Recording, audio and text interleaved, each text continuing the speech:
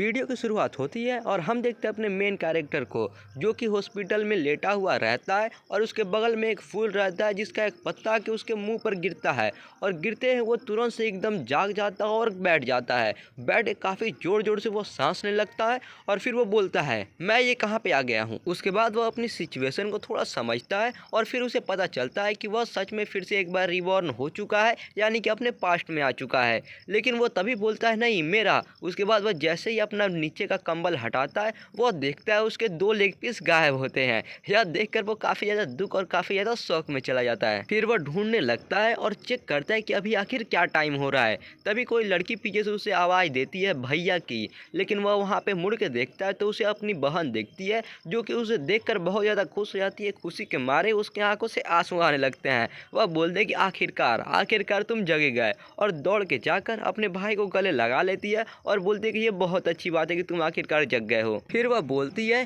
कि जो ड्राइवर ने तुम्हें ठोक कर भागा था, मैं पक्का उसे ढूंढ लूंगी और तुम अपने पैर के बारे में फिक्र मत करो, ये भी जरूर ठीक हो जाएंगे। इसके बाद अपने हीरो को याद आने लगती है और वो बोलता है कि ये सच में 1 साल पहले की बात है, जब मेरा कार एक्सीडेंट हो गया था और उस टाइम उस कार एक्सीडेंट की वजह से मैं इस देश का सबसे जवान बिलियनर बच्चा था और अपने राइजिंग सन ग्रुप का एकदम मालिक भी था। लेकिन उसके बाद उस एक्सीडेंट की वजह से मैं एक अपाहिज बन गया था। इसके वजह से मैं अपना सारा ध्यान अपने इलाज पे देने लगा।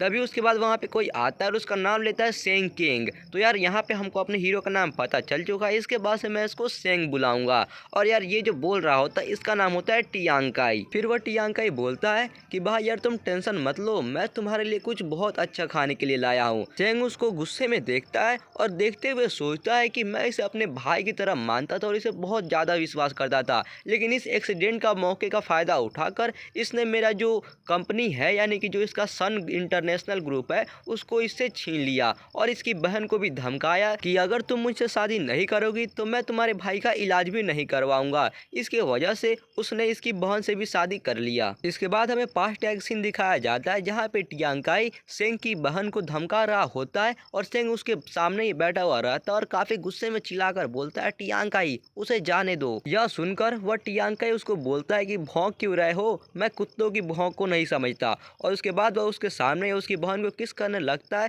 जिसको बाद उसकी बहन भी रोते हुए बोलती है कि भैया मुझे बचा लो। लेकिन वह कुछ भी नहीं कर पाता है, भाई बचाएगा भी कैसे, उसके 2 लेग पीस जो कटे हुए हैं।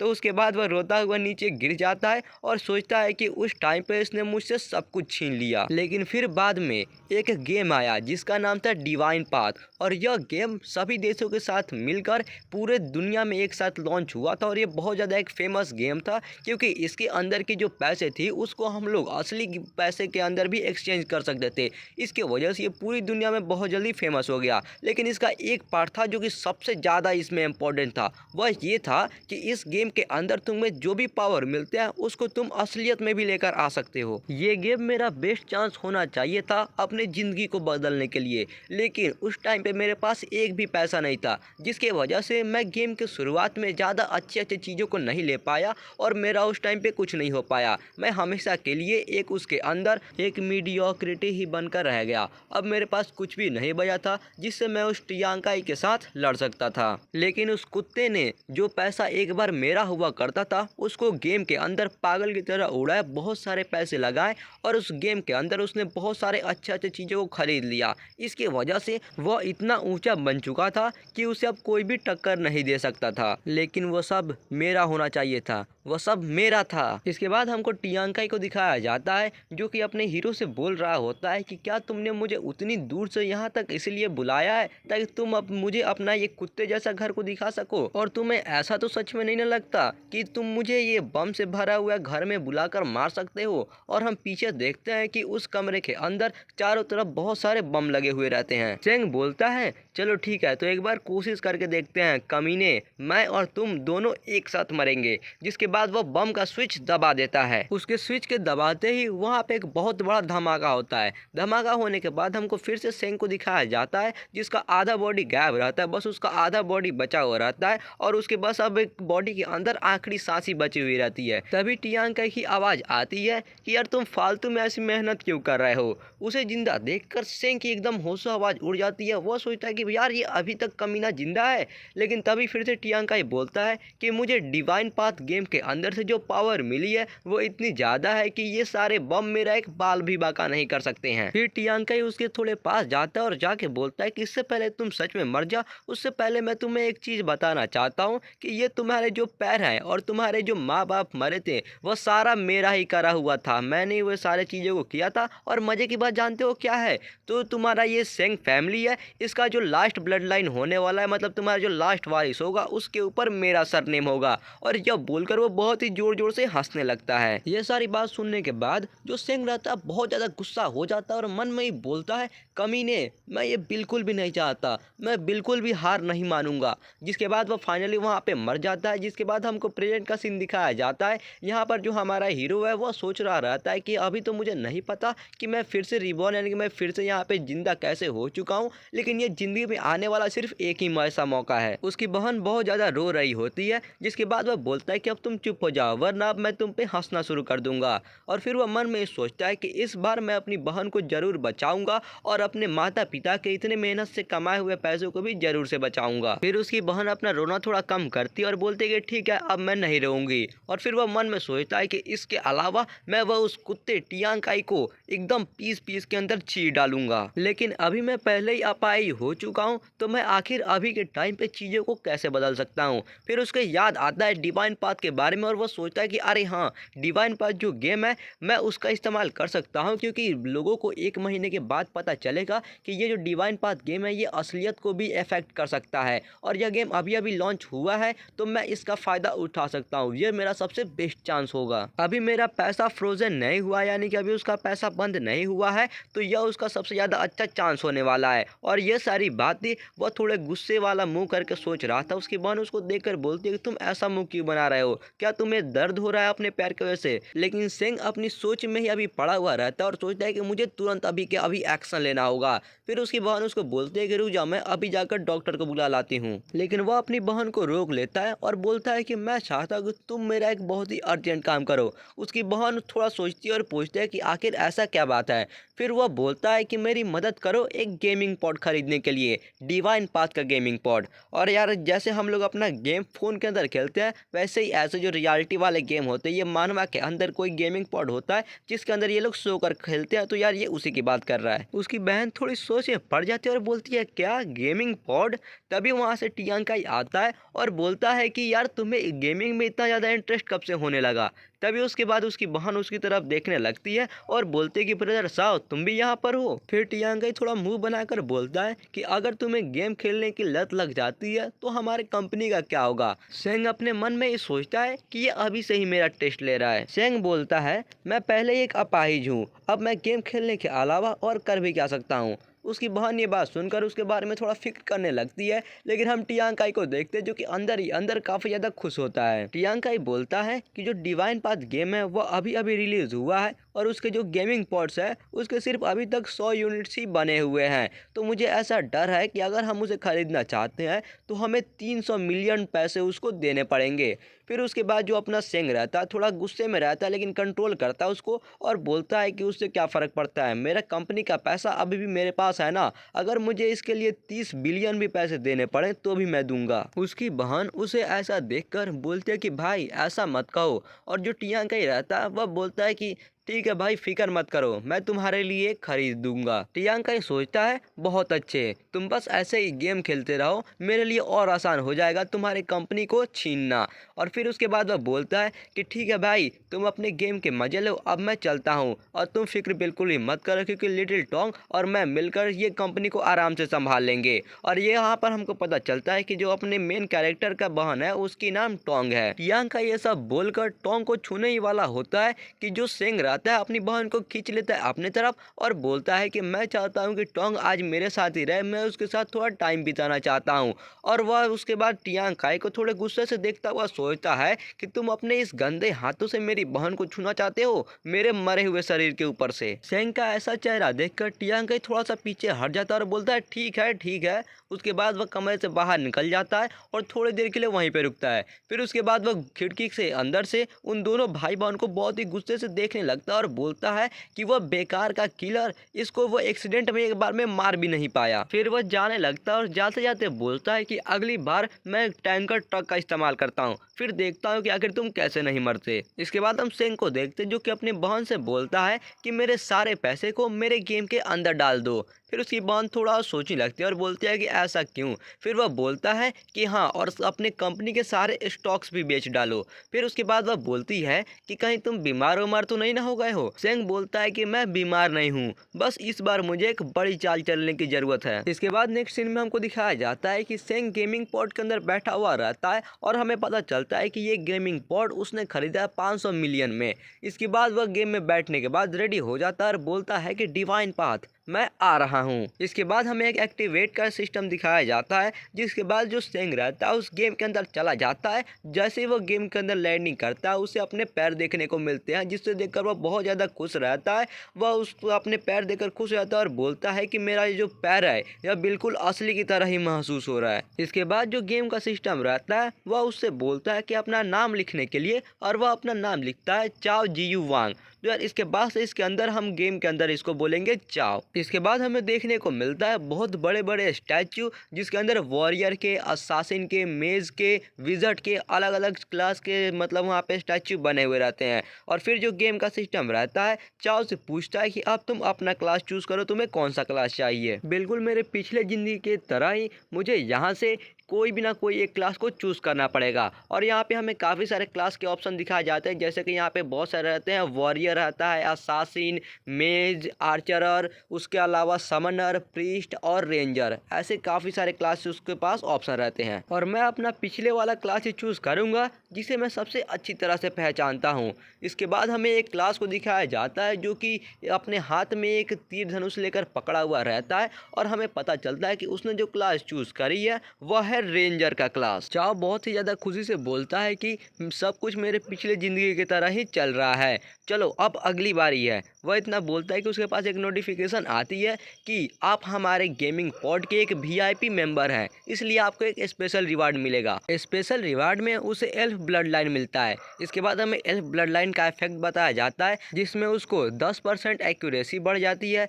10% क्रिटिकल रेट बढ़ जाते हैं, 10% इवेजन बढ़ जाती है और 15% मूवमेंट स्पीड बढ़ जाती है, जो कि यार काफ़ी सही रिवार्ड है इसके लिए। इसके अलावा उसे एक स्किल बुक भी मिलता है जो कि होता है वीकनेस डिस्ट्रक्शन का, यानी कि अगर उसे कोई भी इनेमी मिलता है तो उसका अगर वो वीकनेस पर अटैक करता है तो अगर इसका जितना भी डैमेज होगा उसका वो डबल डैमेज देगा। चाओ ये सब देख के बहुत खुश हो जाता है और बोलता है कि बिल्कुल मेरे पिछले ज़िंदगी की तरह मैंने पिछले ज़िंदगी में ये वाले स्किल को बहुत ही अच्छे तरीके से मास्टर कर लिया था। फिर उसके बाद इसके पास एक और नोटिफिकेशन आता है जिसमें उसको एक और रिवार्ड मिलता है, जिसको अंदर उसको एक स्पेशल चेस्ट मिलता है। इस बॉक्स को देखकर चाओ थोड़ा शौक हो जाता है और बोलता है कि रुको, ये पिछली बार तो नहीं था। फिर उस चेस्ट की तरफ हाथ बढ़ाते हुए वो बोलता है कि जो सबसे इम्पोर्टेंट टैलेंट एबिलिटी है वह जरूर इसके अंदर ही होगा। लेकिन जैसे ही चाओ ट्रेजर बॉक्स को खोलने जाता है उसके अंदर से एक मैसेज आती है कि यह एक बहुत ही अच्छा रिवार्ड है, इसके अंदर बहुत अच्छा चीज़ है, अगर तुम इसे खोलना चाहते हो तो इसके लिए तुम्हें 50 मिलियन कॉइन को सबसे पहले इसके अंदर रिचार्ज करना होगा। तो फिर वह देखकर थोड़ा चौंक जाता है और बोलता है क्या 50 मिलियन, और वह हमको बताता है कि 50 मिलियन गोल्ड कॉइन का मतलब हुआ कि असली ज़िंदगी में 500 मिलियन RMB। और यार ये जो RMB बात कर रहा है ये असल में चाइनीज पैसे की बात कर रहा है। चाओ इतने सारे पैसों को देखकर थोड़ा सा सोचता है और बोलता है जल्दी से रिचार्ज करो, क्योंकि अगर मैं अभी रिचार्ज नहीं करूंगा तो वो कमीना बाद में मेरे सारे पैसे ले ही लेगा, तो जल्दी से रिचार्ज करो। इसके बाद वह बताता है कि टैलेंट एक रैंडम एट्रीब्यूट होता है जो कि सभी प्लेयर को कोई ना कोई हमेशा मिल ही जाता है, और ऐसा कहा जाता था कि जो प्लेयर जितना जल्दी गेम के अंदर लॉग इन करके अपना टैलेंट लेता है उसका टैलेंट उतना ही ज़्यादा पावरफुल होता है। मेरे पिछले ज़िंदगी के अंदर मुझे एक ब्लीडिंग का टैलेंट मिला था जिसने मेरे हर फाइट के अंदर मेरी बहुत ज़्यादा मदद की थी। और क्योंकि हमारा चाओ अभी के टाइम पे बहुत ज़्यादा अमीर है, इसलिए वह सिर्फ 50 मिलियन गोल्ड की जगह पर 500 मिलियन गोल्ड का गेम के अंदर रिचार्ज कर लेता है और बोलता है कि इस बार मुझे अपने पिछले वाले ज़िंदगी से कुछ अच्छा मिलना चाहिए। इसके बाद वह बॉक्स को खोलता है और बॉक्स को खोलते ही उसके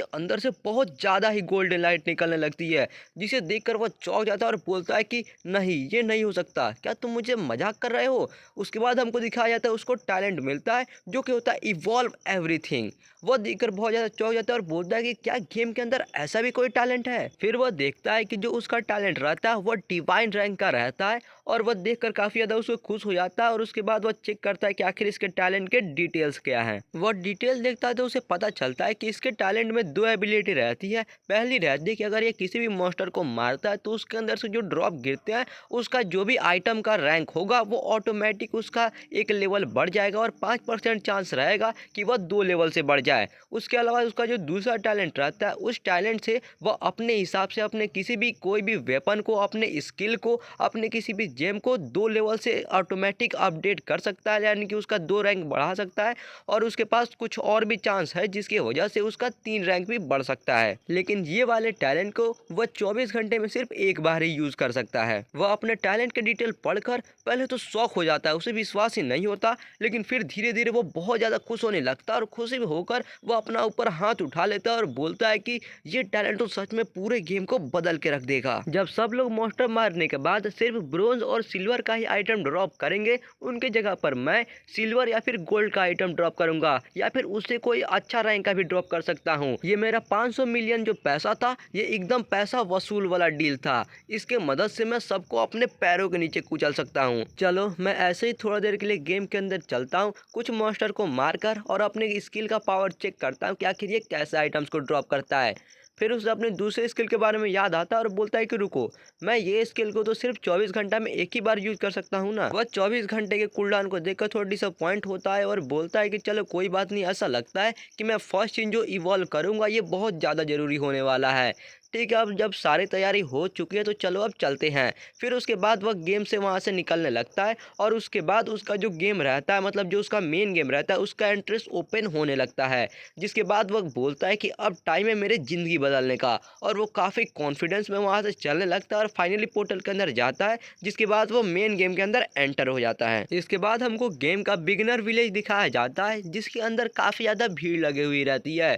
वहाँ पर वह जब जाता है तो बोलता है नहीं, मुझे तो लगता था कि मैं इस गेम के अंदर सबसे पहला होऊंगा, लेकिन ऐसा लगता है कि इस दुनिया में बहुत ज़्यादा अमीर लोग हैं। इसके बाद हमको 2 बंदों को दिखाया जाता है जो कि एक मुर्गी के पीछे पड़े हुए रहते हैं। बोलते हैं उसे कि रुक जाओ, मुझे अपना जल्दी से एक्सपीरियंस पॉइंट दे दो। उसके बाद हमको दिखाया जाता है अपने मेन कैरेक्टर पीछे 2 और लोग रहते हैं जो कि सुनते और बोलते हैं क्या मुर्गी को मारने पे एक्सपीरियंस पॉइंट मिल रही है, वो भी एकदम 80 की स्पीड से जाते हैं मुर्गी को मारने के लिए। अपना जो हीरो रहता है वहाँ पे देखता है उनको और बोलता है कि दोस्तों क्या तुम्हें बस एक वही मिल रहा है मारने के लिए, अगर मैं उनका मजाक उड़ाता हूँ तो इसमें मेरा ही टाइम वेस्ट होगा। अभी मुझे हर एक सेकंड का इस्तेमाल करना होगा ताकि मैं अपने गोल को पूरा कर सकूं। और बैकग्राउंड में हम देखते हैं कि वो लोग फाइनली उस मुर्गी को मार देते हैं, जिससे उनको मुर्गी का मीट भी मिल जाता है और थोड़े बहुत एक्सपीरियंस पॉइंट भी मिल जाते हैं। और चाहो जाते जाते फिर बोलता है कि मुझे इससे बहुत ज़्यादा ज़रूरी काम है, जैसे कि इस न्यूबी जोन बॉस को मारना और उसका फर्स्ट किल का रिवार्ड लेना। वह विलेज से बाहर निकल जाता है, तभी उसके पास एक मैसेज आता है कि अब आप जंगली जानवरों के एरिया में आने वाले हो, तो आप बिल्कुल सावधान रहना। वह बोलता है कि हाँ मैं जानता हूँ आगे खतरा है, लेकिन मुझे अभी जाकर जल्दी से कुछ मॉन्स्टर्स को मारना होगा और लेवल अप करना होगा, और ख़ास करके मुझे उस बॉस को मारना होगा और वो भी सबसे पहले मारना होगा ताकि मुझे फर्स्ट किल का एक्स्ट्रा रिवार्ड मिल पाए। मैं इसे किसी और को चुराने नहीं दे सकता। लेकिन वह मन में सोचता है कि अंदर जाने से पहले मुझे तैयारी करना बहुत ज़रूरी है। फिर वह अपना इन्वेंट्री यानी अपने बैग में चेक करता है क्या क्या है, लेकिन वह देखकर बहुत ज़्यादा मतलब उसे बुरे नज़र से देखता है, क्योंकि उसके अंदर सिर्फ एक बिगिनर का बो ही रहता है और एक क्लॉथ आर्मर रहता है एकदम घटिया क्वालिटी का। चाह बोलता है ये दोनों चीज़ तो कचरा है, इसे इवॉल्व करने का भी कोई फायदा नहीं है, लेकिन मुझे कुछ ना कुछ तो इवॉल्व करना ही पड़ेगा, क्योंकि वह अपने टैलेंट को हर दिन एक बार यूज़ कर सकता है। अगर वह अभी नहीं यूज़ करेगा तो वो अगले दिन मतलब उसका एक टैलेंट वेस्ट हो जाएगा। इसलिए वह सोचता है कि ऐसा मैं क्या इवॉल्व कर सकता हूँ कि जो आगे चल कर भी मुझे बहुत ज़्यादा फायदा हो और जिसका वैल्यू ज़्यादा है इवॉल्व करने के लिए। और वह सोचते सोचते उसके दिमाग में एक बहुत मस्त आइडिया आता है। इसके बाद वो अपना टैलेंट को एक्टिवेट करता है और खुद के ऊपर ही रख लेता है और वह बोलता है कि जो उसका एल्फ ब्लड लाइन वाला टैलेंट है उसको इवॉल्व करने का। जिसके बाद उसके पीछे एक एल्फ का पिक्चर बन जाता है और वह थोड़ा चेंज होने लगता है। उसके ऊपर एक मुकुट आ जाता है, उसके और भी कपड़े थोड़े बहुत चेंज होने लगते हैं और फाइनली जो उसका टैलेंट है वह उसका इवोल्यूशन एकदम सक्सेस हो जाता है। उसका एल्फ ब्लड लाइन इवॉल्व होकर बन जाता है एल्फ किंग का ब्लड लाइन, जिसका पावर बहुत ज़्यादा बढ़ जाता है, जिसकी वजह से उसका जो accuracy, attack speed, critical rate या हिट रेट जो भी होते हैं वह पहले 10% थे लेकिन अब वो 50% हो जाते हैं और मूवमेंट स्पीड जो कि सिर्फ 15% था वो अब 100% बढ़ जाता है। उसके अलावा उसे एडिशनल 2 और टैलेंट मिल जाते हैं, जिसमें से एक रहता है लाइफ फोर्स, जिसकी वजह से जो उसका हेल्थ पॉइंट रहता है यानी कि जो उसका एचपी रहता है वह 1000 हो जाता है, यानी कि बहुत ज़्यादा ही उसका हेल्थ बढ़ जाता है। फिर उसके अलावा उसको एक अटैकिंग स्किल भी मिलता है, जिसकी वजह से वह जब अभी अपना मतलब यार वो जब तीसरा अटैक करेगा तो उसका तीसरा अटैक पक्का है कि क्रिटिकल हिट लगेगा, यानी कि डैमेज बहुत ज़्यादा देगा। यह देखकर चाव बहुत ज़्यादा खुश हो जाता है और बोलता है ऑसम, यह तो सच ही मेरे ब्लड लाइन के टैलेंट को इवॉल्व कर सकता है। इसकी वजह से अब मैं ये न्यूबी जोन के अंदर आराम से अकेले ही मॉन्स्टर्स की ग्राइंडिंग कर सकता हूँ, अपना लेवल बढ़ा सकता हूँ और मुझे इसमें बिल्कुल भी अब प्रॉब्लम नहीं होगा। वह यह सब बोल ही रहा होता है कि बगल से उसे एक भेड़िए की आवाज़ आती है और वह सोचता है कि ये भेड़िए की आवाज़ कहाँ से आ रही है। उसके बाद हमको दिखाया जाता है कि एक भेड़िया रहता है लेवल 2 का, जो कि थोड़ा इंजर्ड रहता है। उसके सामने कुछ प्लेयर्स रहते हैं जो कि उसका शिकार करने के लिए आए हुए रहते हैं और बोलते हैं कि इस बार तुम नहीं भाग पाओगे। उन लोगों में से पहला प्लेयर बोलता है कि जैसे ही तुम मर जाओगे हमारा एक लेवल बढ़ जाएगा। दूसरा बोलता है कि बस अब आराम से तुम मर जाओ। और फिर हम देखते हैं कि जो अपना हीरो रहता है वह भेड़िए के पीछे वाली पेड़ के पीछे छुपकर सारे चीज़ों को देख रहा होता है। चाओ सोचता है कि ये लोग तो काफ़ी ज़्यादा समझदार है, क्योंकि इन्होंने पहले ही अपना एक टीम बना लिया और टीम बनाकर यह मॉन्स्टर्स की हंटिंग कर रहे हैं। वो बात अलग है कि अगर टीम बना के हंटिंग करो तो जो एक्सपीरियंस पॉइंट रहते हैं वो थोड़ा कम हो जाते हैं और जो ड्रॉप रहता है वो भी थोड़ा कम हो जाता है, लेकिन इसके वजह से सेफ्टी का कोई भी प्रॉब्लम नहीं रहता और वो लोग आसानी से इसको हंट कर सकते हैं।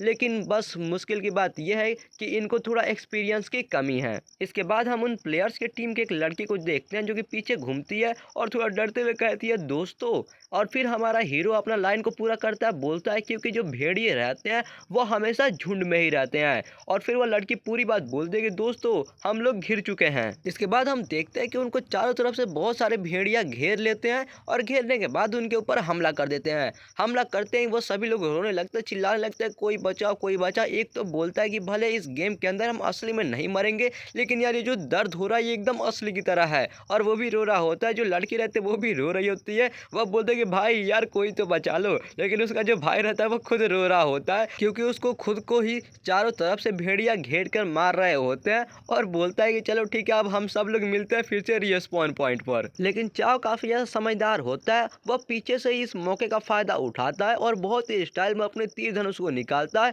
और उसके बाद अपना तीर चला देता है। उसका तीर सीधा जाकर एक भेड़िए का हेडशॉट लगता है और वो वहीं पे मर जाता है। इसकी वजह से चाव का भी लेवल अप हो जाता है, वो लेवल 1 से लेवल 2 पे चला जाता है और एल्फ किंग का जो ब्लड लाइन था उसके वजह से उसको 100 और एक्स्ट्रा एचपी मिल जाती है। उसके अलावा उसे 10 मैजिक पॉइंट भी मिलते हैं और 5 फ्री के स्टैट पॉइंट्स भी मिलते हैं। स्टैट पॉइंट्स के अलावा उसे उस वुल्फ का मीट भी मिल जाता है, जिसका पावर रहता है कि अगर वह इसको खाता है तो उसका जो हेल्थ रहता है वह जल्दी जल्दी फुल होने लगेगा। वह इसको देखकर बहुत ज़्यादा खुश हो जाता है, लेकिन तभी जो बाकी के भेड़िए रहते हैं अपने हीरो को नोटिस कर लेते हैं और वह काफ़ी ज़्यादा गुस्से में होते हैं। फिर सभी के सभी भेड़िए मिलकर चले जाते हैं चाव के ऊपर अटैक करने के लिए, लेकिन चाव उन्हें देखकर बिल्कुल भी नहीं घबराता है और बोलता है कि अभी तो मैंने बस अपना डैमेज ही चेक किया है, अब बारी है दूसरे चीज़ों को चेक करने का। जिसके बाद वो अपने एल्फ ब्लड लाइन के टैलेंट का इस्तेमाल करता है, जिसके वजह से उसका जो स्पीड रहता है वो 2 गुना हो जाता है और फिर वो वहाँ से एकदम स्पीड में भागना शुरू कर देता है। दूसरे के भेड़िए जो रहते हैं उसे छू भी नहीं पाते हैं। चाव बहुत ही तेज में भाग के उनसे आगे निकल जाता है और भागते भागते सोचता है कि इस टैलेंट की वजह से मेरा जो सिर्फ डैमेज ही नहीं बढ़ा है बल्कि मेरा जो स्पीड है वो भी बहुत ज़्यादा बढ़ चुका है और मैं एक आर्चरर हूँ, यानी कि वो एक रेंजर है जो कि एक आर्चरर की तरह ही होता है।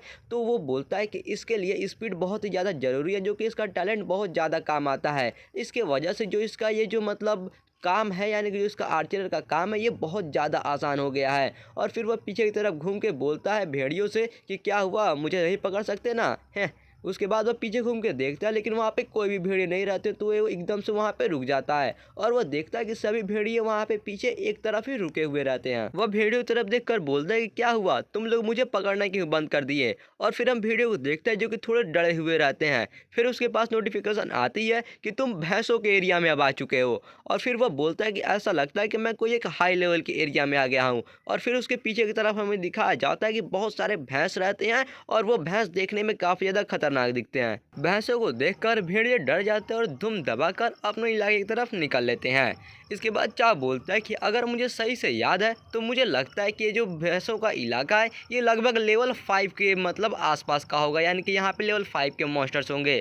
तभी उसके पीछे एक लड़की आती है और बोलती है, हे हैंडसम। यहाँ पर हमको दिखाया जाता है कि एक लड़की रहती है अपने 2 साथियों के साथ, जिसमें से एक वॉरियर दिखता है और एक देखकर लग रहा है कि मेज है। वो लड़की चाव को इन्वाइट करती है, पूछती है कि क्या तुम हमारे पार्टी को ज्वाइन करना चाहोगे। वह उसको बताती है कि जब से सर्वर ओपन हुआ है ऐसा लगता है कि हम पहले होने चाहिए जो कि यहाँ पर आए हैं और हम अभी ये भैंसों को मारने का तैयारी कर रहे हैं, तो क्या तुम हमारे साथ हमारे पार्टी में आना चाहोगे। तभी एक सुअर के मुंह वाला साइड कैरेक्टर बोलता है कि रुक जाओ, हमें बस ऐसे ही कोई आकर ज्वाइन नहीं कर सकता है। ये अगर हमारे साथ आता है तो ये बस हमारा फ्री का एक्सपीरियंस लेगा और हमें और पीछे रखेगा। चाव उसकी बात सुनता है तो उसको देखने लगता है कि अबे ये क्या बोल रहा है सुअर की शक्ल वाला। उसके बाद वह उनको बोलता है कि ठीक है तुम लोग यहाँ पे ग्राइंडिंग करते रहो, मैं दूसरी जगह पे जा रहा हूँ। और वो एकदम स्टाइल में वहाँ से जाने लगता है। तभी नीला बाल वाला बोलता है, क्या तुम्हारा दिमाग खराब हो गया है। लेकिन चाव उसे बोलता है कि यहाँ पर ये बस जंगली भैंसों को मारना मेरे लिए उतना अच्छा नहीं है, ये मेरा ज़्यादा लेवल अप नहीं कर सकते हैं और वैसे भी मैं अकेला ही हंट करना ज़्यादा पसंद करता हूँ। ब्लू वाल वाला बंदा बोलता है कि तुम जहाँ पे जा रहे हो वो इलाका यहाँ से भी और भी ज़्यादा खतरनाक है, वहाँ पर अगर तुम जाओगे तो बिल्कुल नहीं बच पाओगे, वो हमारे लिए भी बहुत ज़्यादा रिस्की हो सकता है। फिर जो सुअर के मुँह वाला रहता है वो भी बोलता है कि क्या तुम्हें पता भी है अगर तुम मर जाओगे तो उसकी पेनल्टी क्या होती है। चाव बोलता है कि मैं नहीं जानता, मैं बस एक लो लेवल का नूब हूँ जो अभी तक मरा ही नहीं, क्या तुम मुझे थोड़ा बताना चाहोगे बुढ़ाऊ। ब्लू वाल वाला बोलता है कि सबसे पहले तो अगर तुम मर जाते तुम्हारे पास जितना भी गोल्ड है वो सारा चले जाएगा, तुम्हारा जितना भी इक्विपमेंट है वो सारा डैमेज हो जाएगा, और उससे भी ज़्यादा जानते हो क्या, भले ये गेम है लेकिन अगर तुम मरते हो तो जो दर्द होगा और जो उससे तुम्हें दुख होगा वो एकदम असली की तरह होगा। और उससे भी गंदा पार्ट ये है कि तुमने जो इतने मुश्किल से सारे एक्सपीरियंस कमाए हैं वो भी आधे हो जाएंगे। चाव को उससे घंटा फर्क नहीं पड़ता। वह बोलता है कि अच्छा ये बात है क्या, ठीक है तो अब मैं चलता हूँ। और फिर वहाँ से जाने लगता है और ज़्यादा ज़्यादा बोलता है कि अब मैं तुम प्रोस के साथ नहीं रह सकता। और भाई प्रो का नाम सुन के भाई पीछे देखो यार, इसका मुँह एकदम लाल हुए जा रहा है, इसको लगता है ये सच में कोई प्रो है। चाव जाने लगता है लेकिन जो लड़की रहती है वो थोड़ी अच्छी रहती है। वह बोलती है कि हमें उसको ऐसे नहीं जाने देना चाहिए था, उसके लिए ऐसे जाना और भी ज़्यादा खतरनाक हो सकता है। लेकिन सुअर के मुँह वाला बोलता है कि जाने दो, अगर वो मरना ही चाहता है तो उसे मरने दो, हम उसे क्यों भला रोकने जाए। अब हमको दिखाया जाता है कि चाव जमीन के नीचे से एक खोपड़ी को उठाता है और उठाते हुए कहता है कि ऐसा लग रहा है मैं यहाँ पर आ गया। और हमको दिखाया जाता है कि वो एक खोपड़ी से भरे हुए बड़ी गुफा में रहता है। और चाव फिर से बोलता है कि यहाँ पर ये न्यूबी जोन का सबसे बड़ा बॉस रहता है, ऐसा लग रहा है कि मैं यहाँ पर मरने आया हूँ। इसके बाद वह अपने हाथ में के खोपड़ी को फेंक देता है जो कि जाके कहीं पर टकराता है, और वो जहाँ पे टकराता है वहाँ से काफ़ी खतरनाक आँख खुलता है। आँख खुलने के बाद वो चीज़ धीरे धीरे उठने लगता है, और उठने के बाद हम देखते हैं कि काफ़ी बड़ा और दिखने में काफ़ी खतरनाक सांप होता है, और लग रहा है कि यही यहाँ का बॉस है। चाव उसे देखता है तो वो डरता बिल्कुल भी नहीं है, बल्कि वो और भी ज़्यादा एक्साइटेड हो जाता है। और फिर वो चेक करता है अपना स्किल वीकनेस वाला कि आखिर इस सांप का क्या वीकनेस है। जिसके बाद हमको दिखाया जाता है कि जो सांप रहता है इसका नाम है जायंट स्नेक किक, जो कि लेवल 10 का मॉन्स्टर है, और इसका वीकनेस होता है इसके गर्दन के पीछे। फिर वह बोलता है कि वैसे तो मैं लेवल 2 का हूँ और मेरा HP अभी 210 होना चाहिए था, लेकिन एल्फ किंग ब्लड लाइन वाले टैलेंट की वजह से अभी मेरा HP इस सांप वाले बॉस से भी ज़्यादा है। और हमको देखने को मिलता है कि जो सांप का HP रहता है वो 800 रहता है, लेकिन जो हमारा हीरो है उसका HP भाई 1310 रहता है। मतलब यार लेवल 2 पर ही लेवल 10 के बॉस से भी ज़्यादा HP है उसका। इसके बाद चाव अपने तीर धनुष को निकाल कर रेडी हो जाता है और बोलता है कि मेरे HP की वजह से अब मुझे डरने की कोई भी ज़रूरत नहीं है।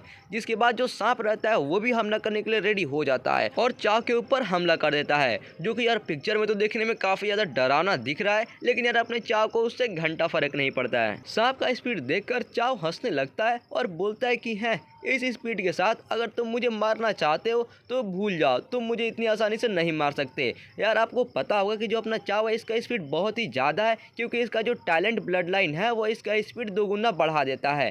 फिर वो रास्ते से हट के उसके ऊपर एक तीर मारता है जो कि सिर्फ 29 का ही डैमेज देता है। फिर वह बोलता है कि धत तेरे की, अगर ऐसा चलता रहा तो मेरा डैमेज बहुत ही लो है और मैं इसे इतनी आसानी से नहीं हरा पाऊंगा।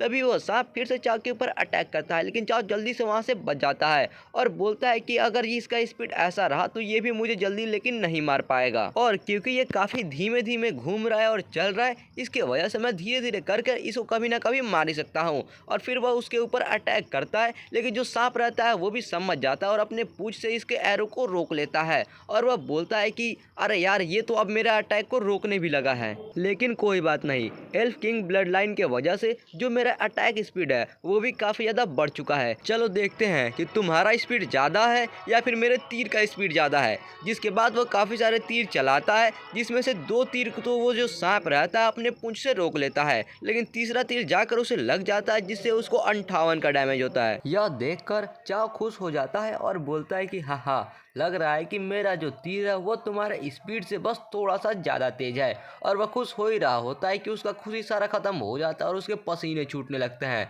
क्योंकि वो जो सांप वाला बॉस रहता है अब वह गुस्से में आ जाता है और गुस्से में आकर वो अपना जहर उगलने लगता है, जिसके इफेक्ट की वजह से अब चाव का हर सेकंड 10-10 HP खत्म होते रहेगा। चाव बोलता है अगर ऐसा ही चलता रहा तो मुझे ये फिर से शुरू करना पड़ेगा। और ऊपर से ये कुत्ता और भी ज़्यादा ऊपर चढ़ते जा रहा है और हमारे बीच का दूरी और भी ज़्यादा बढ़ाते जा रहा है। हम देखते हैं कि जो सांप रहता है वो उसी गुफा के अंदर और ज़्यादा ऊपर चढ़ जाता है। ये साफ साफ दिख रहा है कि वो ऐसा करके मेरा हिट रेट कम करना चाहता है, ताकि धीरे धीरे करके मैं इसके जहर से मर जाऊं। इसके वजह से वो काफ़ी ज़्यादा गुस्से में होता है और बोलता है कि हे, ऐसा लग रहा है कि तुम मुझे हल्के में ले रहे हो। जिसके बाद वो अपने तीर को काफ़ी ज़्यादा स्पीड में तान लेता है और तानने के बाद अपनी पूरी पावर से तीर को छोड़ता है और इसका तीर एकदम सीधा जाता है और उस सांप को लगता है। सांप को लगते ही उसको क्रिटिकल हिट लगता है, जिसके वजह से उसका 116 डैमेज पड़ता है और उसके वजह से वो जो सांप रहता है सीधा नीचे गिरता है काफ़ी जोरदार।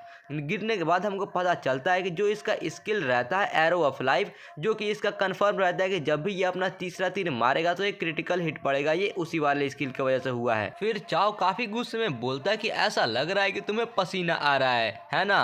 अब तुम मेरे ज़्यादा हिट्स को सह भी नहीं सकते, तुम बहुत जल्द मरने वाले हो। इसके बाद हम उस सांप को देखते हैं जिसका सजे हुए पसीने से पूरा मुंह भरा हुआ रहता है और वह काफ़ी ज़्यादा डरा हुआ भी रहता है। और फिर हम देखते हैं कि जो सांप वाला मॉन्स्टर रहता है उसके 800 HP में से अब सिर्फ 597 HP बचे हुए रहते हैं और जो चाव रहता है उसका भी हर सेकंड 10-10 HP अभी कम हो रहा है। और चाव बोलता है कि 2 मिनट मेरे लिए बहुत है तुमको मारने के लिए। इसके बाद हम देखते हैं कि चाव का खून धीरे धीरे कर काफ़ी ज़्यादा कम होते जाता है और कम होते होते वो फाइनली 999 पे आ जाता है और पॉइजन की वजह से अभी भी कम होते रहता है। फिर जो चाव रहता है ये भी थोड़ा सा मतलब टेंशन में आ जाता है और देखता है कि वो जो सांप है बहुत ज़्यादा अटैक किए जा रहा है। वह सोचता है कि ऐसा लग रहा है कि ये सांप समझ गया है कि जो मेरा क्रिटिकल हिट का डैमेज है वो बहुत ज़्यादा है, इसलिए अब वो आंख बंद करके बस मुझ पे अटैक किए जा रहा है ताकि मुझे अटैक करने का चांस ही ना मिले और यह मुझे मार दे। लेकिन अगर इसे सच में ऐसा लगता है तो ये बहुत बड़े गलतफहमी में है,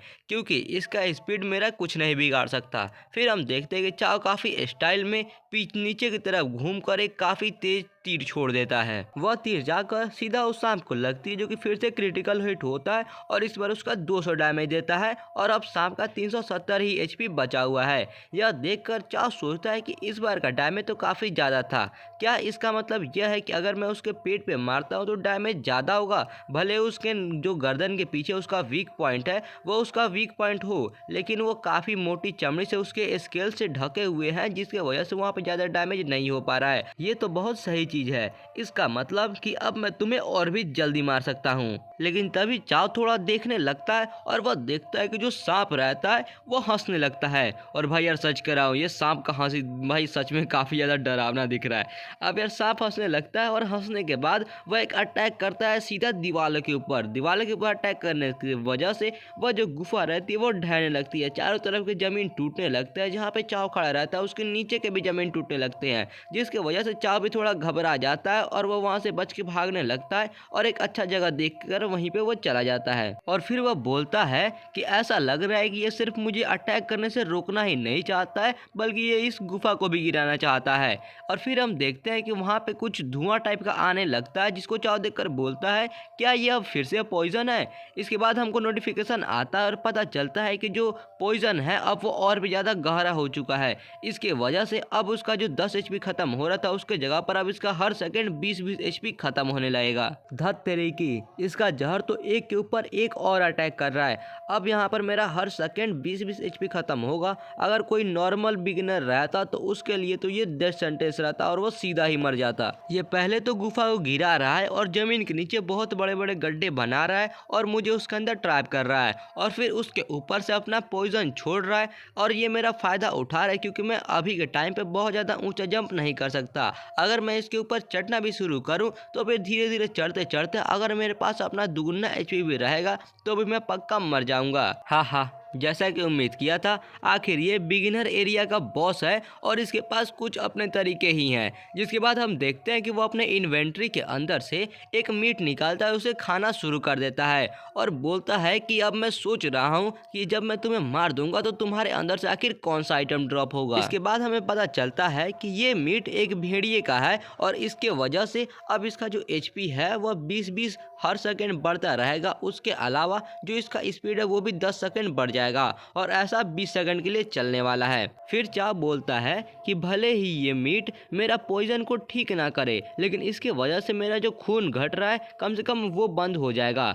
अब जो फाइनल होने वाला है ये इसी 20 सेकंड के अंदर डिसाइड होगा कि आखिर मैं जीतता हूँ या हारता हूँ। और वो रेडी हो जाता है वहाँ से कूद कर निकलने के लिए, जिसके बाद वो काफ़ी स्पीड से वहाँ से जंप लगाता है और वह जिस गड्ढे में गिरा था उससे बहुत ही तेज में बाहर निकल जाता है। और फिर हम उस सांप को देखते हैं जो कि अभी तक जहर उगले ही जा रहा होता है। वह जहर उगलता ही रहता है। तभी चाव नीचे से काफ़ी तेज में कूद के उसके ऊपर आता है और ऊपर आता है काफ़ी स्टाइल में, जिसके बाद वह अपना तीर धनुष तानता है और उसे बोलता है हेलो। इसके बाद हम उस सांप को देखते हैं जिसके फिर से पसीने आने लगते हैं और उसका मुंह देख के ऐसा लग रहा है कि वह सोच रहा होगा कि ये कुत्ता फिर कहाँ से आ गया।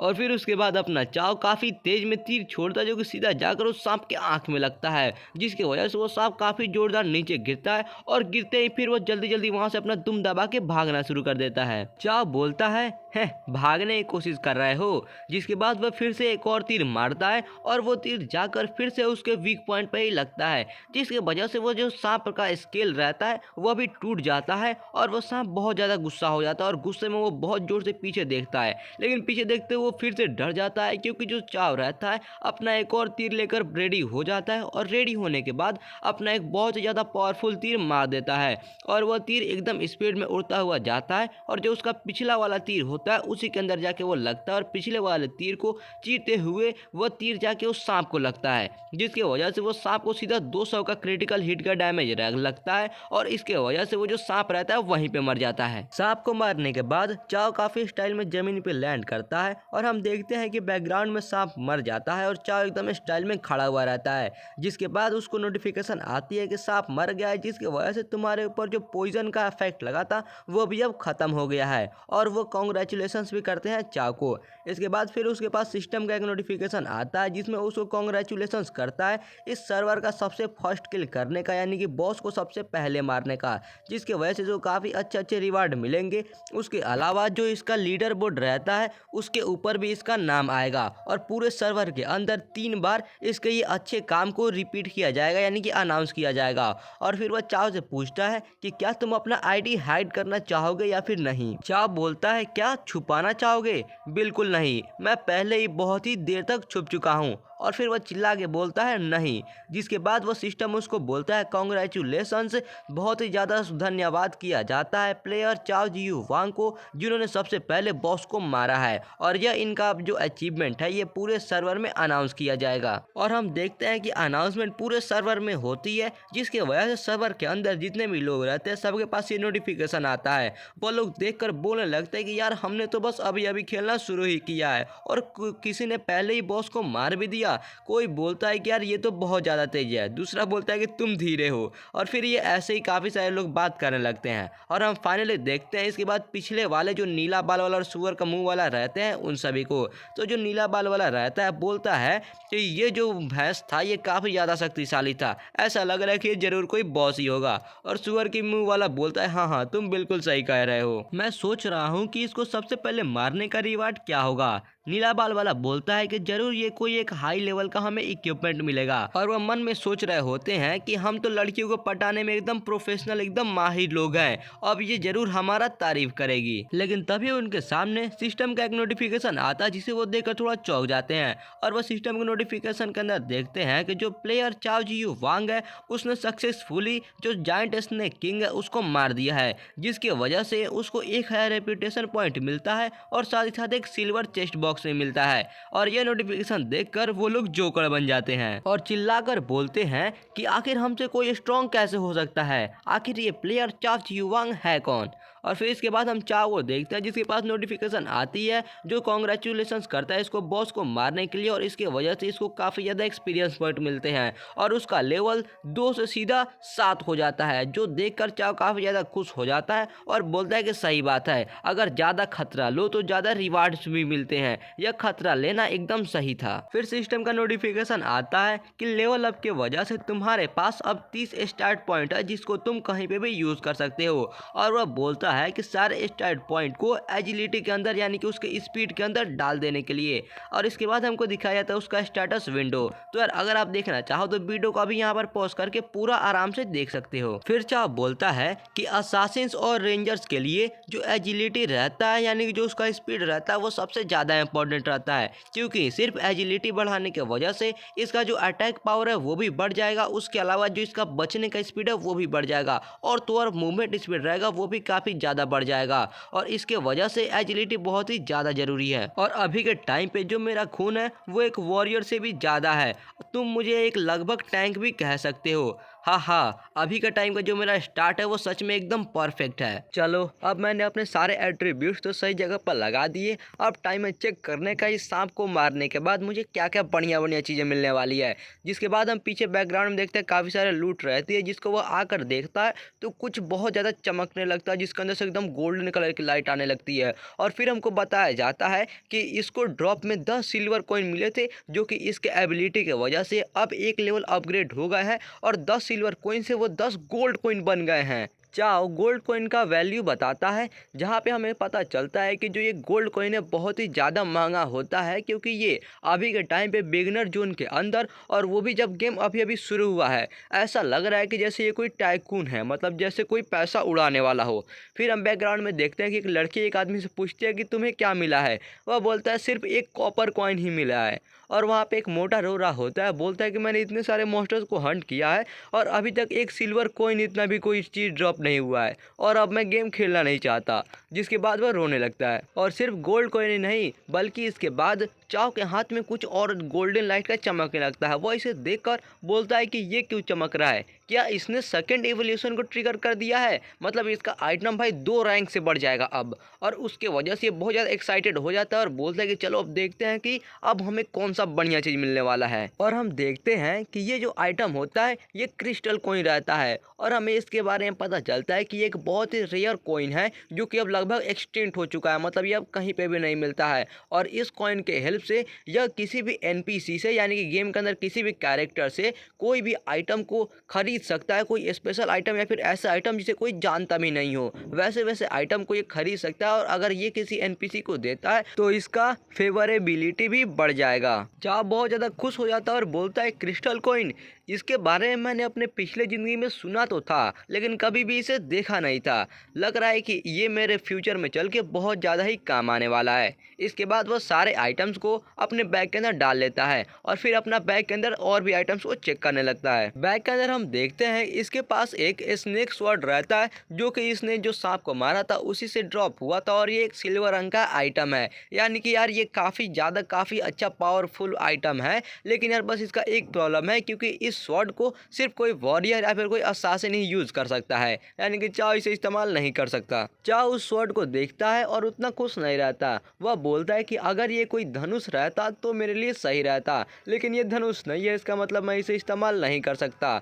लेकिन खैर अगर मैं इसे बेच दूँ तब भी मुझे कुछ अच्छा खासा पैसा मिल जाना चाहिए। और इसके बाद वह चेक करता है कि नेक्स्ट आइटम क्या है और नेक्स्ट आइटम को देखकर उसका आँख एकदम पीला यानी कि एकदम भाई गोल्डन कलर का हो जाता है और वो काफ़ी खुश हो जाता है और बोलता है कि हाँ ये आइटम सही है। हम देखते हैं कि चाओ बात कर रहा होता है इस एजर स्नेक आर्मर के बारे में, और ये भी एक सिल्वर ग्रेड का आर्मर रहता है जो कि यार काफ़ी सही रहता है। इसने जो डिफेंस बढ़ाया है यार, इसका डिफेंस भी काफ़ी सही है, यानी कि डिफेंस, हेल्थ और भी ये काफ़ी अच्छी अच्छी चीज़ बढ़ाता है। उसके अलावा इसके अंदर एक स्पेशल इफेक्ट भी रहता है, यानी कि ये 300 शील्ड पॉइंट भी देगा। यानी कि तुम ऐसे भी समझ सकते हो कि शील्ड पॉइंट एक तरह से एचपी होता है, यानी कि पहले शील्ड पॉइंट खत्म होगा तब इसको डैमेज पड़ेगा। यह देखकर चाक खुश हो जाता है और बोलता है कि मुझे याद है कि पिछली ज़िंदगी के अंदर ये सिर्फ एक नॉर्मल ग्रेड का ही आर्मर हुआ करता था जो कि सिर्फ थोड़े बहुत एट्रीब्यूट को बढ़ाता था और उतना कुछ ज़्यादा खास नहीं था, लेकिन मेरे एबिलिटी की वजह से ये अब नॉर्मल से सिल्वर रैंक का हो गया है, जिसकी वजह से इसके अंदर अब स्पेशल साइड इफेक्ट भी आ गए हैं। लेकिन ये इसको यूज़ करने के लिए 10 लेवल क्यों मांग रहा है? इसका मतलब तो यही हुआ कि इस बॉस को मारने के बाद ही मुझे कोई भी ऐसा बड़ा अपग्रेड नहीं मिलने वाला है। इसके बाद चाओ थोड़ा सोच में पड़ जाता है और सोचते सोचते उसको याद आता है कि अरे हाँ, मुझे तो जो रेपुटेशन सिस्टम है उसने एक सिल्वर ट्रेजर चेस्ट भी तो दिया था।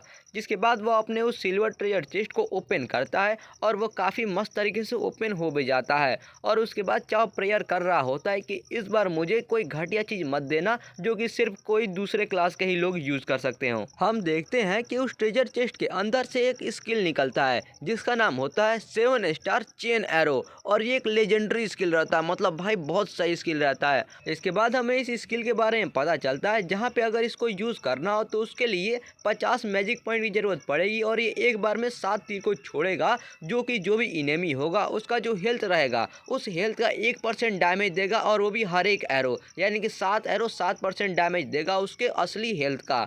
और उसके अलावा इसका जो कूल डाउन है वह है 60 सेकेंड का। चाओ इस स्किल को देखकर बहुत ही ज़्यादा खुश हो जाता है और बोलता है कि ये स्किल तो एकदम गॉडली है और वो भी आर्चरस के लिए स्पेशल स्किल है। लेकिन वो बात अलग है कि अगर मैं इसे भी यूज़ करना चाहता हूँ तो उसके लिए मुझे फिर से लेवल 10 पे पहले पहुँचना होगा। लेकिन अगर दूसरी तरफ से देखा जाए तो एक बार अगर मैं लेवल 10 पे पहुँच जाऊँ तो उस टाइम पे मेरा डैमेज बहुत ही ज़्यादा बढ़ जाएगा, यानी कि अब मुझे जल्दी जल्दी लेवल अप करके लेवल 10 पे पहुँचना होगा। और यह अपने ही ख्याल में खोया हुआ रहता है कि उसे मदद की आवाज़ आती है, कोई इसे मदद के लिए पुकार रहा होता है। तब वह जाकर देखता है कि आखिर कौन है, और देखता है कि वहाँ पे एक औरत रहती है जो कि इसे देखकर बोलती है कि सर क्या आप मेरी मदद कर सकते हो, यहाँ पर मैं उस बड़े सांप से छुपी हुई हूँ।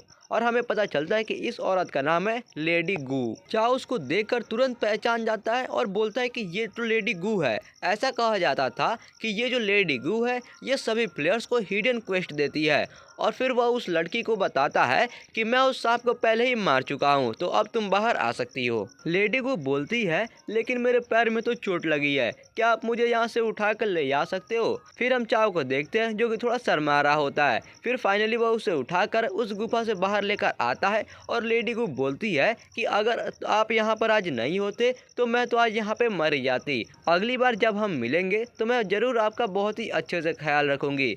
चाओ उसे देखकर बोलता है अगली बार से तुम्हारा क्या मतलब है, और चाओ वहीं पे उसे छोड़ देता है, जिसकी वजह से वो लेडी को वहीं पे ज़मीन पे नीचे गिरती है काफ़ी जोरदार। और गिरने के बाद वह बोलते हैं कि अभी मेरे पास कुछ भी नहीं है सिवाय मेरे शरीर के, तो क्या तुम चाहते हो। और वह इतना बोलती है कि हम चाओ को देखते जो कि काफ़ी गुस्से में उसके सामने आ जाता है और बोलता है ये सब बंद करो, मैं ये सब बिल्कुल नहीं चाहता। और फिर हम उस लेडी को देखते हैं जो कि बोलती है कि क्या बात है, तुम लग रहा है ये सारी बातें जानते हो। और फिर वह उसके बाद वह एक वेपन को निकालती है और हमें देखने को मिलता है कि यह एक मून ब्लेड नाम का वेपन रहता है जो कि एक डैगर होता है और ब्रोंज रैंक का रहता है, और वो भी भाई असासिन्स के लिए रहता है। जिसको देखकर यार चाओ और ज़्यादा गुस्सा हो जाता है और उसके हाथ पर मारकर उस डैगर को फेंक देता है। इसके बाद वह गुस्से में बोलता है कि मैं तुम्हें लास्ट चांस दे रहा हूँ, मुझे हिडन क्लास चाहिए। और फिर वो लेडी को बोलती है कि कौन से हिडन क्लास, तुम कौन सी हिडन क्लास की बात कर रहे हो। और वह फिर से गुस्से में बोलता है ऐसा लग रहा है कि तुम ऐसे नहीं मानोगी, अब मुझे एक 14 साल की छोटी लड़की को ढूंढना ही पड़ेगा जिसका सरनेम गू है और वो यहीं पे कहीं पास में ही रहती है। यह सुनकर लेडी को काफ़ी ज़्यादा डर जाती है और बोलती है कि ठीक है, मैं तुम्हें हिडन क्लास का रास्ता खोलने के लिए रेडी हूँ। उसके बाद चाव बोलता है कि हैं अगर तुम ये पहले ही कर देती तो ये सब नहीं करना पड़ता। इसके बाद लेडी वू खड़ी हो जाती है और खड़ी होने के बाद कोई अपना मैजिक वाला डांस करने लगती है और वो डांस करते करते कुछ करती है, जिसके बाद चाव के पैर के नीचे एक ब्लू कलर का काफी शानदार मैजिक पोर्टल बन जाता है। लेडी वू बोलती है ये हिडन क्लास का ट्रायल है, अगर तुम इसे पास कर लेते हो तो तुम्हें हिडन क्लास मिल जाएगा। चाव काफी खुश हो जाता है और बोलता है कि ये बुरा नहीं है, शुक्रिया। और लेडी को बोलती है कि मुझे इतना जल्दी भी शुक्रिया अदा मत करो। और तभी चाव के पास एक मैसेज आता है और ये मैसेज देखकर वह काफ़ी ज़्यादा गुस्से में और काफ़ी ज़्यादा घबरा जाता है। इसके बाद हम उस नोटिफिकेशन को देखते हैं जिसमें उस ट्रायल का नाम होता है शैडो हंटर ट्रायल, और ये सबसे हाईएस्ट डिफ़िकल्टी का ट्रायल होता है और इसको ये सिर्फ एक बार ही कर सकता है। अगर ये एक बार फेल हो जाता है तो ये ज़िंदगी में अपना कभी भी इसको दोबारा मतलब अटैम्प्ट नहीं कर सकता है, जिसकी वजह से ये घबरा जाता है और बोलता है क्या सबसे ज़्यादा हाईएस्ट डिफ़िकल्टी और ऊपर से मैं इसे सिर्फ एक बार ही ट्राई कर सकता हूँ, यहाँ पर जरूर कोई गलती हुई है। अभी तो मैं सिर्फ लेवल 7 का हूँ, मुझे तो अभी कोई नॉर्मल या फिर बिगिनर लेवल का टेस्ट देना चाहिए, या नहीं हो सकता, मैं तो इसके अंदर जाऊँगा तो पक्का मर जाऊँगा। और वो वहाँ से भागने की कोशिश करता है लेकिन उसके स्पेल की वजह से वहाँ पर उसका पैर फंस जाता है और वो वहाँ से निकल नहीं पाता है। इसके बाद हम लेडी गू को देखते हैं जो कि थोड़ा गुस्से और हंस रही होती है और बोलती है कि हाँ यही होता है जब तुम मेरे बेटी के ऊपर अपना प्लान बनाते हो, अब यही तुम्हारा अंत है। और हम देखते हैं कि उस लेडी गू का जो फेवरेबिलिटी होता है वह एकदम कम हो जाता है, पूरा 0 हो जाता है। चाव ये देखकर थोड़ा चौंक जाता है और बोलता है कि रुको, यहाँ पे तो एक फेवरेबिलिटी वाला इंटरफेस आ गया है, इसका मतलब सही तरीका यह था कि मुझे इसके साथ अपना ये फेवरेबिलिटी बढ़ाकर तब इसके पोर्टल को ओपन करना चाहिए, लेकिन नहीं, अब देर हो चुकी है, अब मैं यहाँ पर पोर्टल खुल चुका है और मैं यहाँ से अब कहीं नहीं जा सकता। फिर लेडी गू बोलती है अब ये तुम्हारे स्किल पे डिपेंड करता है कि तुम यहाँ से पास कर पाते हो या फिर नहीं कर पाते हो। और चाव काफ़ी गुस्से में बोलता है कि अच्छा होगा अगर तुम मुझे हल्के में ना लो, एक बार बस मैं यहाँ से बाहर आ जाऊँ, उसके बाद मैं आकर सबसे पहले तुम्हारी बेटी को ही ढूंढूंगा। और ऐसा वो करते करते उस पोर्टल के अंदर पूरी तरह से चला जाता है। इसके बाद सीन चेंज होता है और हम देखते हैं कि एक पोर्टल आसमान में खुलता है जिसकी वजह से एक लाइट निकलती है और ये लाइट अपना चाव ही होता है जो कि फाइनली यहाँ पे ज़मीन के अंदर लैंड करता है ट्रायल के अंदर। और यह जमीन असल में नहीं होता बल्कि ये पूरा रेगिस्तान होता है। चाव थोड़ा सा खांसते हुए बोलता है कि यहाँ तो चारों तरफ रेत ही रेत है, ये मैं कहाँ पे आ गया हूँ। और फिर वो अपने विंडो के अंदर देखता है जहाँ पे उसको पता चलता है कि जो इसका ये शैडो हंटर ट्रायल है ये फाइनली स्टार्ट हो चुका है। और नीचे हमको फिर से पेनल्टी दिखाया जाता है, यानी कि ये सिर्फ इसको एक बार ही अपने लाइफ में यूज़ कर सकता है। और वह बोलता है कि ये सच में बहुत ही ज़्यादा स्ट्रिक्ट है, यहाँ पर मैं या तो पास कर सकता हूँ या फिर यहीं पे मर जाऊँगा। तभी नीचे रेत के अंदर से कुछ आवाज़ आती है, वो नीचे ध्यान देके देखता है तो वहाँ से कुछ नुकीली चीज़ दिखती है। वो सोचता है कि ये क्या है, तभी उसके नीचे से कुछ बहुत ही ज़्यादा मतलब यार नुकीले नुकीले पीलर टाइप का निकलने लगता है, जिसे देखकर ये काफ़ी ज़्यादा घबरा जाता है और जल्दी से ऊपर कूदता है। इसके ऊपर कूदते ही हम देखते हैं कि नीचे से एक सैंड वर्म निकलता है जो कि यार सच में काफ़ी बड़ा होता है, जिसे देखकर चाव घबरा जाता है और सोचता है कि क्या इस ट्रायल का एनिमी यही है। और इसके बाद वह ऊपर से ही अपने वीकनेस डिटेक्शन वाले स्किल को ऑन कर देता है, जिसके बाद वह पूरा उस अर्थवर्म को सैंड वर्म को स्कैन करता है। और स्कैन करने के बाद उसे पता चलता है कि यह इसका नाम है ग्राउंड सैंडवर्म और यह एक लेवल 5 का एलीट मॉन्स्टर है और इसका वीकनेस इसके मुंह के बीच में है। चाव हवा में ही अपना तीर तान देता है और तानने के बाद सोचता है कि यह जो अर्थवर्म है यह भले ही ज़्यादा हाई लेवल का ना हो, लेकिन इसका जो स्किन है वो बहुत ही ज़्यादा टफ है, मतलब इसकी चमड़ी बहुत मोटी है, इसलिए इसको इतनी आसानी से नहीं मारा जा सकता है। और उसे बोलता है कि ये लो मेरा एरो, जिसके बाद वह अपना एरो काफ़ी तेज में छोड़ देता है और उसका तीर जाकर सीधा उस सैंडवर्म के मुंह में लगता है। इसके बाद वह ज़मीन पर लैंड करता है और सोचता है कि मेरा लक अच्छा है, क्योंकि ये जो सैंडवर्म है एक बार जब सैंड से बाहर आ रहा है तो ये थोड़ा लापरवाह हो रहा है और जिसके फ़ायदा उठाकर मैं इसके मुंह पर मार सकता हूँ और अगर ऐसा चल रहा है तो मैं इसे हरा पाऊंगा। लेकिन तभी वो सैंडवर्म ऊपर जाता है और काफ़ी ज़ोर से चिल्लाता है और चिल्लाने के बाद वापस आता है इसके ऊपर अटैक करने के लिए। चाव देखता है तो सोचता है कि है मेरे ऊपर सीधा हमला करने के लिए आ रहे हो, लग रहा है तुम्हारे पास बिल्कुल दिमाग नहीं है। लेकिन वो अर्थवर्म उसके ऊपर अटैक नहीं करता है बल्कि सीधा जाकर सैंड के अंदर घुस जाता है। फिर चाव बोलता है अबे यार इतना भारी इम्पैक्ट, अगर ये मुझे लग जाए तो ये मेरे तो एकदम टुकड़े टुकड़े कर देगा।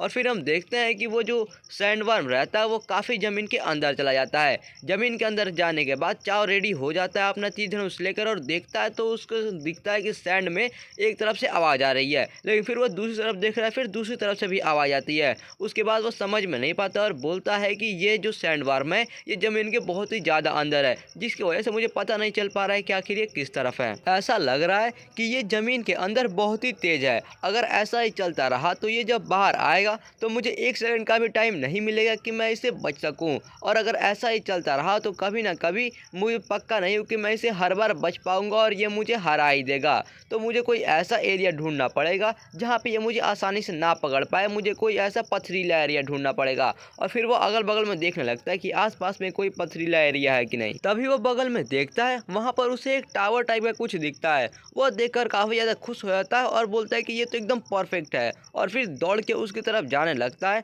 और जाते जाते जैसे ही वो थोड़ा सा पास जाता है कि वहाँ पे जाते ही नीचे से उसके एक छोटा सा दांत दिखता है, जिसे देखकर वो थोड़ा घबरा जाता है। और तभी वहाँ से एक सैंडवर्म काफ़ी तेज में ऊपर निकलता है। ऊपर निकलते ही जो चाव रहता है जल्दी से वहाँ से बचकर पीछे हटता है और कैसे भी बच जाता है। बचने के बाद बोलता है कि ये कुत्ता फिर से आ गया, अगर हिम्मत है तो मुझसे सामने से फाइट करो। जिसके बाद वो लगातार 2 तीर छोड़ देता है, और वो दोनों तीर जाकर सीधा उस सैंडवर्म के मुंह पर ही लगती है, जिसके वजह से एक तीर से उसको 130 का डैमेज होता है और दूसरे वाले से 260 का डैमेज होता है। चाव बोलता है भले ये बहुत बुरा है, लेकिन जब तक मैं इसके नीचे से आने वाले हमलों से बच सकता हूँ तब तक मैं इसको आराम से मार पाऊंगा। लेकिन तभी वह सैंडवर्म लग रहा है इस बात का बुरा मान जाता है और उसके ऊपर अपना एक स्किल यूज करता है और सैंड को यानी कि बालू को उसके ऊपर थूक के मारता है। यह देखकर चाव बोलता है कि हैं अभी मैं रेडी नहीं हूँ और हवा में हूँ, तो तुम इसका फायदा उठाना चाहते हो। और वह अपने सामने अपना हाथ लगाकर उस बालू को रोकने की कोशिश करता है, लेकिन कोई भी फायदा नहीं होता है, क्योंकि उसको फिर भी अटैक लग जाती है, जिसकी वजह से उसको 52 का डैमेज होता है। उसके अलावा इसे एक ब्लाइंडिंग का इफेक्ट लग जाता है, जिसकी वजह से अब इसका जो विजन है यानी कि जो इसका देखने का शक्ति है वो 50% घट जाएगा, और जो उसका एक्यूरेसी रेट है वो भी 30% घट जाएगा, और ऐसा 10 सेकंड तक चलेगा। इस इफेक्ट की वजह से चाव उस सैंडवर्म को गाली देने लगता है और बोलता है धत तेरी की, इसका ये जो ब्लाइंडिंग वाला इफेक्ट है ये बहुत ही ज़्यादा स्ट्रांग है, अगर वो मुझे अभी अटैक कर देता है तो। और उसके बाद वो आगे नहीं सोचता है, लेकिन तभी सैंडवर्म उसके ऊपर सच में पीछे से अटैक करने के लिए आता है, और वह सोचता है कि मुझे कैसे भी करके उस पिलर के पास जाना ही होगा। और वह तभी थोड़ा सा मतलब सुनता है, उस सैंडवर्म का आवाज़ आ जाता है और थोड़ा सा वो अपना आँख खोल के देखता है, तो उसे सैंडवर्म थोड़ा थोड़ा दिखता है, जिसकी वजह से वह कहीं ना कहीं भागने का सोचता है। और फिर वह शर्त लगाता है, यानी कि वह अब मतलब एक खेल खेलता है कि अब लाइफ या डेथ का, और वह जल्दी से एक डायरेक्शन के अंदर भागने लगता है। लेकिन लकीली वो जिस डायरेक्शन के अंदर भागता है उसी डायरेक्शन में वो पिलर होता है, और वो फाइनली उस पिलर के पास पहुंच जाता है। पिलर के पास पहुंचने के बाद चाव बोलता है कि चलो सही है, मेरा गेस सही था और मैं यहाँ पर आ गया। लेकिन तभी उसे एक साउंड आती है और बोलता है ये साउंड लग रहा है कि वह फिर से जमीन के अंदर घुस रहा है। दस तेरी की, एक तो वो जमीन के अंदर घुस रहा है, ऊपर से मुझे अंधा भी कर रहा है। ये यार सच में बहुत ज़्यादा दर्द दे रहा है। लेकिन बस दुख की बात ये है कि इसका अटैक पावर भले ही बहुत ज़्यादा स्ट्रांग हो, लेकिन जो इसका वीकनेस है वो भी बहुत ही ज़्यादा आसान है, क्योंकि मेरे पिछले वाले 2 तीर से और साथ ही साथ इसने मुझे जो 2 बार मेरे नीचे से अटैक किया है उससे मुझे पता चल चुका है। और तभी हमें देखने को मिलता है कि जो उसका ब्लाइंडिंग वाला इफेक्ट रहता है वो भी खत्म हो जाता है, यानी कि उसका 10 सेकंड खत्म हो चुका है। और फिर वो अपना पूरा बात कंप्लीट करता है कि भले इसका अटैक पावर बहुत ही ज़्यादा है, लेकिन एक बार अगर तुम इसका पैटर्न अच्छे से समझ जाओ तो तुम इसके साथ एक बंदर की तरह खेल सकते हो। और फिर वो बोलता है कि बहुत अच्छे, मेरा अब ये स्टेटस इफेक्ट हट चुका है, यानी कि उसका ब्लाइंडिंग का इफेक्ट हट चुका है, चलो अब समय है इसके ऊपर हमला करने का। जिसके बाद वह चिल्लाकर बोलता है कीड़े, हिम्मत है तो बाहर निकलो और अपना मौत का सामना करो। और ऐसा लगता है कि सैंडवर्म चाव की बात को अपने दिल पर ले लेता है, जिसकी वजह से वो भी चाव के पैर के नीचे से फिर से निकलता है उसके ऊपर हमला करने के लिए। लेकिन चाव देखकर ये घबराता बिल्कुल भी नहीं है, बल्कि वो और भी हंसने लगता है, और हंसते हुए वहाँ से वो रास्ते से हट जाता है। तभी वो सैंडवर्म जल्दी से उसके पैर के नीचे से निकलता है उस पर हमला करने के लिए, लेकिन सही टाइम पे चाव फिर से पीछे हट जाता है, और हटने के बाद बोलता है कि तुम्हारे पास बस एक ही दिमाग है ना कीड़े। लेकिन इससे पहले कि चाव अपना अटैक करता, वो सैंडवर्म फिर से उसके ऊपर अपना थूक का अटैक कर देता है। लेकिन इस बार जो चाव रहता है वो अपना दिमाग लगाता है और उस पिलर के हेल्प से बच जाता है, और बोलता है कि मैं इसके पहले नहीं बच पाया था, लेकिन इस बार मैं इस पिलर के हेल्प से अपने हवे में ही रास्ते को चेंज कर सकता हूँ, जिसकी वजह से वो बच जाता है और हवे से ही फिर से एक तीर चला देता है, और वह तीर जाकर फिर से उस सैंडवर्म के मुंह पर लगता है, जिसकी वजह से फिर से उसका 260 का HP का माइनस होता है। अटैक करने के बाद चाओ फिर से जमीन पर लैंड करता है और लैंड करने के बाद काफी स्टाइल में बोलता है कि हे ऐसा लग रहा है कि अब तुम्हारे पास कोई भी अटैक नहीं बचा है मुझे मारने के लिए, तुम्हारे पास बस वही 2 अटैक है ना, अगर ऐसी बात है तो अब तुम मरने वाले हो। और जिसके बाद वो चला जाता है फिर से उसके ऊपर अटैक करने के लिए। जाने के बाद वो सीधा उस सैंडवर्म के मुंह के सामने चला जाता है और फिर उसके बाद वहां से वो अपना तीर चलाना शुरू करता है। पहला तीर मारता है, फिर दूसरा, फिर तीसरा, फिर चौथा, ऐसे ऐसे करके वो काफी सारे तीर को मारता है। और उतने सारे तीरों को मारने के बाद वो फाइनली एक आखिरी अटैक करता है और जैसे ही वो अटैक जाके उस सैंडवर्म को लगता है कि वो सैंडवर्म वहीं पे मर जाता है। सैंडवर्म के मरने के बाद चाओ का एक लेवल बढ़ जाता है और वो लेवल 8 पे चला जाता है। उसके अलावा उसे 10 कॉपर कॉइन मिलते हैं जो कि इवॉल्व होकर 10 सिल्वर कॉइन बन जाते हैं और उसे एक जूते भी मिलते हैं जिनका स्पेशल इफेक्ट रहता है कि वो सैंड वाले इलाके में इसका 10% मूवमेंट स्पीड बढ़ा देंगे। इन सभी आइटम्स को देखकर चाओ बोलता है ये किस प्रकार के कचरे हैं, और फिर वह सैंडवर्म की तरफ देखकर बोलता है कि हे अरे यार तुम देखने में तो इतने बड़े हो लेकिन ये तुम ऐसे कचरे आइटम कहाँ से दे रहे हो। अगर तुम्हारे मरने का ये जो एक्सपीरियंस पॉइंट है ये थोड़ा अच्छा नहीं होता तो मैं तुम्हें मरने के बाद भी अभी और कूदता। लेकिन तभी हम देखते हैं कि चाओ के पीछे जो टावर रहता है उसके अंदर जो सबसे नीचे वाला सिंबल रहता है वो चमकने लगता है और चाओ भी सोचता है कि आखिर ये सिंबल क्यों चमक रहा है। लेकिन जरा रुको, यहाँ पर तो ऐसे 8 सिंबल्स हैं लेकिन इसमें से तो सिर्फ ये जो सबसे नीचे वाला सिंबल है वही चमक रहा है। मतलब यार समझ रहे हो भाई इस ट्रायल में कुछ तो गड़बड़ होने वाली है। तो गाइस यार अगर आप उसे देखना चाहते हो तो यार जल्दी से कमेंट बॉक्स के अंदर नेक्स्ट पार्ट कमेंट कर दो और इस वीडियो को लाइक कर दो। इस वीडियो का गोल है 100 लाइक। अगर यार आप लोग जल्दी 100 लाइक कंप्लीट कर देते हो तो मैं तुरंत इसका नेक्स्ट पार्ट अपलोड कर दूंगा। तो चलो यार मिलता है फिर अपने नेक्स्ट वीडियो के अंदर। तब तक के लिए आप सभी लोगों को बाय। और हाँ, जाने से पहले चैनल को सब्सक्राइब करके बेल आइकन को ऑल पे सेट कर देना, वरना ऐसा ना हो कि मैं वीडियो डाल दूँ और तुम्हें पता भी ना चले।